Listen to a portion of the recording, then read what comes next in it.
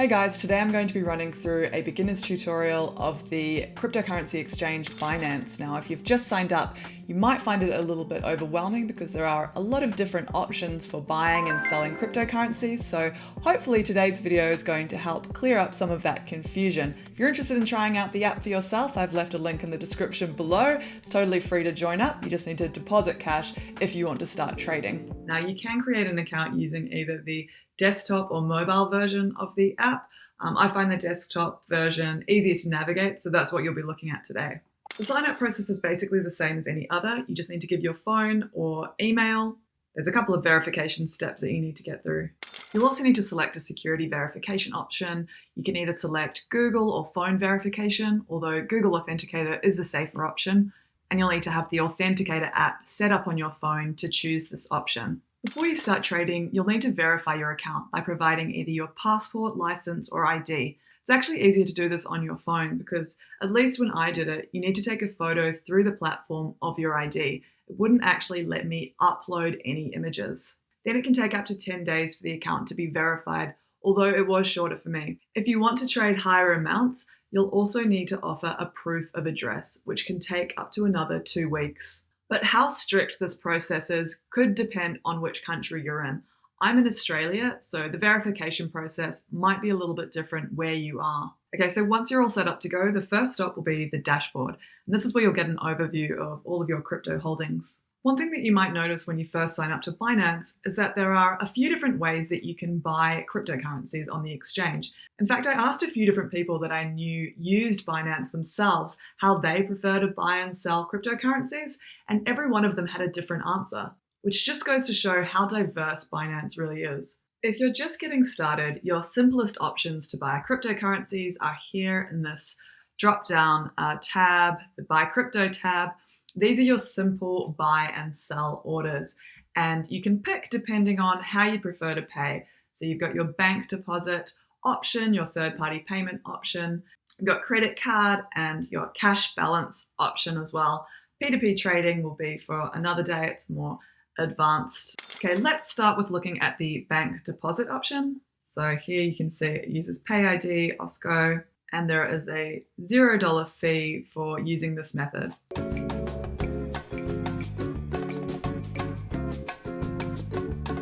Select here how much you want to pay. So let's say I'm going to top it up with $100 and confirm. It can take 1 to 2 business days to process, although the last time I made a bank transfer, it happened almost immediately. So once you've topped up your account with some cash, you can start making some orders. So you can go into the cash balance option here. Okay, so let's say I want to buy 50 Australian dollars of Bitcoin. You can see here how much Bitcoin you're going to be receiving. You can also see here how much the price of Bitcoin is to AUD. If I want to, I can change the currency. Depends what you've got in your account. Say I'm happy with $50, I can press continue. So you can see here that there is no fee to do this type of transaction. That doesn't mean that it's totally free. Binance will take a small cut of the profit somewhere in the spread price. I can talk more about that a bit later. So confirm. So that purchase is completed. Go to the wallet, and here I can see where all of my orders have gone through. Okay, so now I'm going to run through how it would work with a credit or debit card.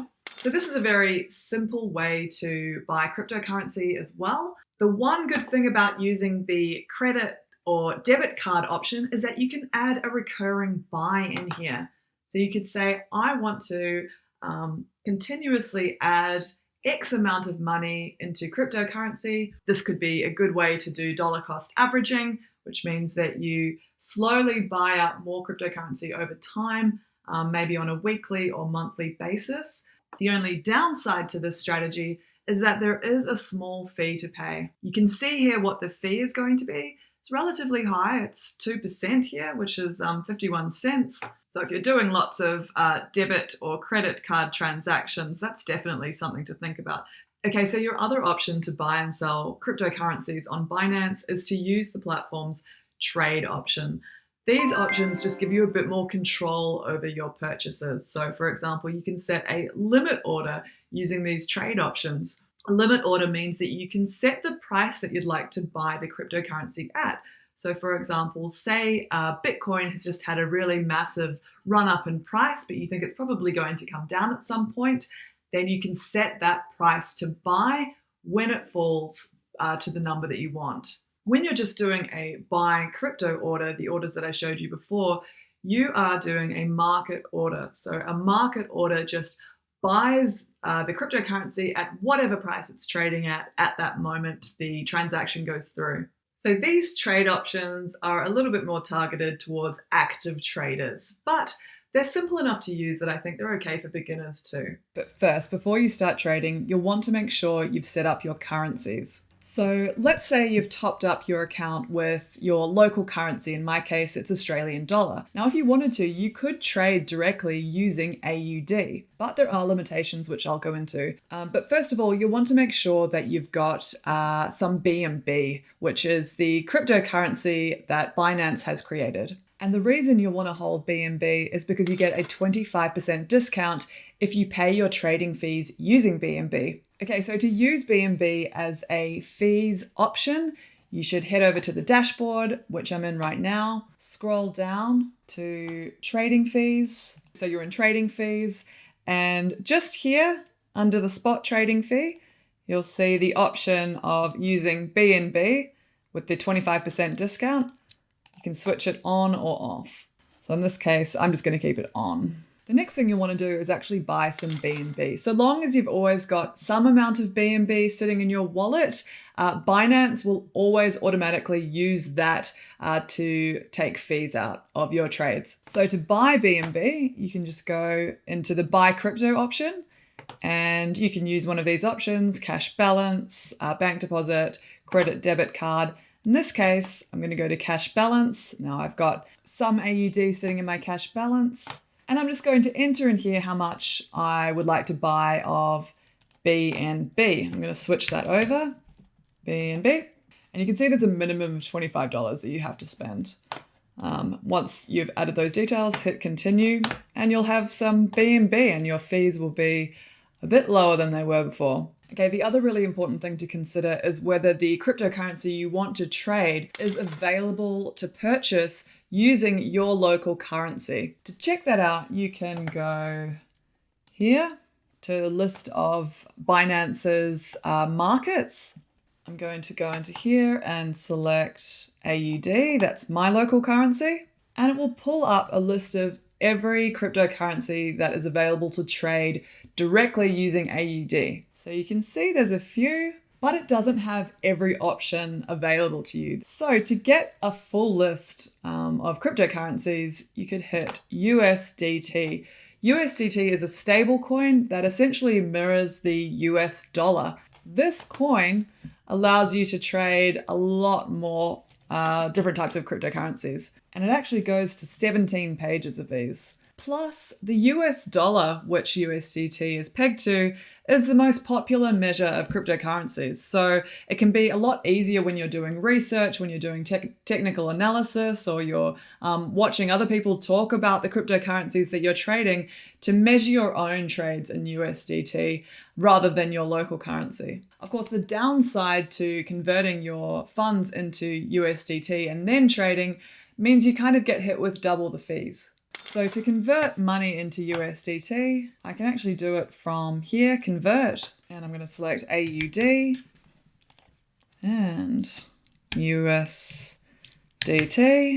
And there's a minimum of $20 when you use this convert portal. Even though it says there's zero fee here, it's not actually true because, of course, like I said before, Binance will charge a fee in the actual spread. So you just won't necessarily see it in the same way you see regular fees. You can get an idea for what the spread generally is by looking at the actual price of the coin that you're purchasing versus the price that Binance is showing you. So I'd enter 20 here and preview conversion. It shows me how much I'll be getting of USDT. Yeah, like I said, you're actually getting hit with double the fees. You're paying a fee or a spread for the AUD to USDT conversion, and then you'll get hit with a fee when you trade USD for any other cryptocurrency out there. And then if you want to cash that back in again, then you're going to get hit again. So it can actually be worthwhile trading directly in your local dollar.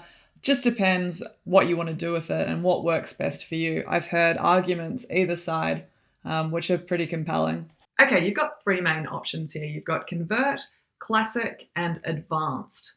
Convert is by far the easiest option for you. This is just a basic transaction, although it does allow you to set a limit order. You can pick either a market order or a limit order. There are only digital currencies in here, so I could go from BTC to Ethereum again, like I said before. So I would use this more as a portal to exchange different digital currencies. Okay, so your other option is to use either the classic or advanced windows to make trades.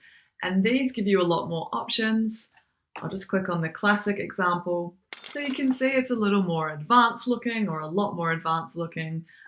You've got your technical analysis chart. Then you've got a couple of different options here to buy and sell cryptocurrencies. So you've got your limit order, your market order, and then you've also got a stop limit order. And here is what the advanced window looks like. They're actually pretty similar. The advanced window, I suppose, is supposed to be targeted more to advanced users of the app. Although, to be honest, I find it pretty similar to the classic window, and I actually find this one easier to use than the classic model. So again, here you've got the candlestick chart, you've got the technical analysis options. You can see here, I've got Bitcoin here selected to USDT, so that's to the US dollar price. You can see here all the buyers and sellers, so you can get an idea of which direction the price of Bitcoin is going in.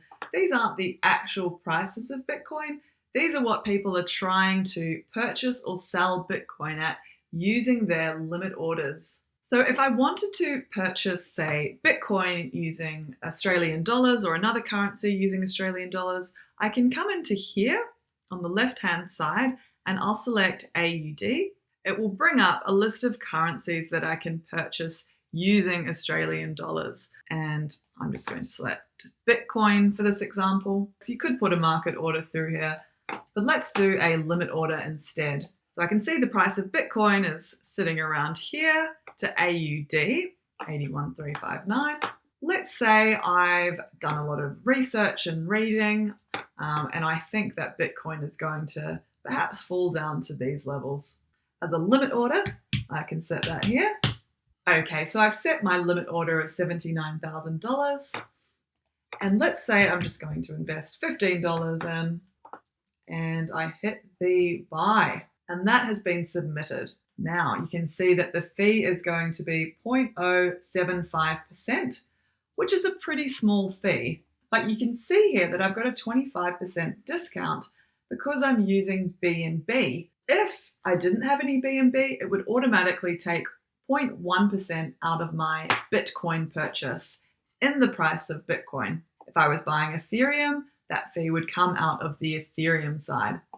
And if you want to read more about the details, you can click here and take a look. Now, if I want to double check that the order went through, so you can see I've got this limit order set at this time, and it's $79,000. The total amount is $14 AUD, minus the fees. And if you like, you can also cancel any limit orders here that you have upcoming. If you've changed your mind, you can see I've got a couple of random orders here. I've got a $70,000 buy order. Got another 60,000 buy order. You can set as many as you want. And I've also got a take profit limit order as well. If you're interested in finding out how to do a stop limit order on Binance and on other apps, it works kind of the same. Let me know in the description below and I can do a video on that. If you want to take a look at all of your orders, including those that have gone through, you can go up to here to your order window and click spot order. So you'll see orders that have gone through, which is filled. You've also got the orders that you've cancelled. If you want to see open orders, so open orders that are still sitting there, they have not been filled yet, that would be in here, open orders. It's a good idea to just collect your trade history once every week or once every month, because you can only select 3 months at a time.